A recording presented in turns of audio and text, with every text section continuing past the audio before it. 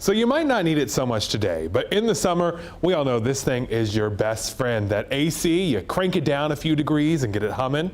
Well, Shanna Crofton's apartment quickly started heating up when her AC unit went out. She contacted her apartment manager every day with no relief. And as the hot summer finally arrived, it got really warm. I was sweating all the time, I can't even explain it. One of those days, it was like 88 degrees in here. And that's when I snapped. That's when I emailed you and like something has to give. Whew.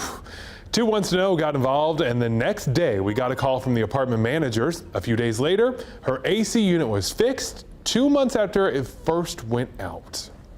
Well, apartment problems are not limited to the AC, of course. This is the kind of strange thing you can find when someone is dealing with a serious pipe problem. This is what you're showing, okay? A washing machine in the living room. A Greensboro woman had it there for months. You see, a sewage pipe leaking created problems across her entire apartment. A hole in the laundry room, sewage leaking onto her bathroom floor, the cabinet under her kitchen sink, it was all soaked.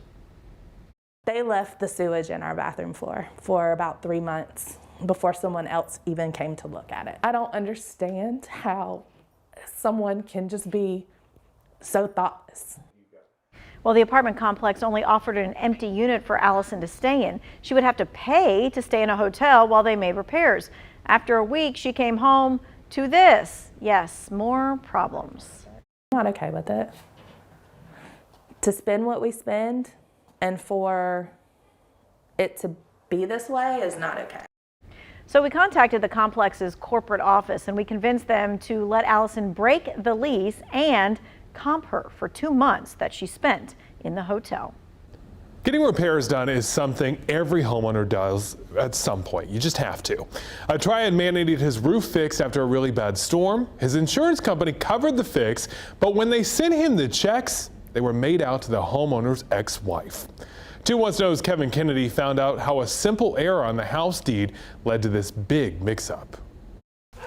At least 3 times a day, Rodriguez Bess takes Hermione outside for some fresh air. Hermione, what are you doing? Rodriguez living here 8 years, 5 of them with his ex-wife. She lived here up until February of 2019. Once divorced, assets were divided. She just basically signed the house over to me. I mean, we're not on bad terms. Rodriguez and his ex filing a quitclaim deed. A notary hired. 2 years later, after a storm damaged the roof, he discovered a problem. The checks that they were sending had her name on them. The insurance company sending the money to his ex, Rodriguez calling his agent. They needed a copy of the deed with her name not being on it. This is when he discovered the major mistake, the notary typing the wrong name on the deed. She put somebody's name and or something on the document. If you didn't know, Rodriguez is blind. So when he signed the document, he didn't catch the gap. She didn't want to take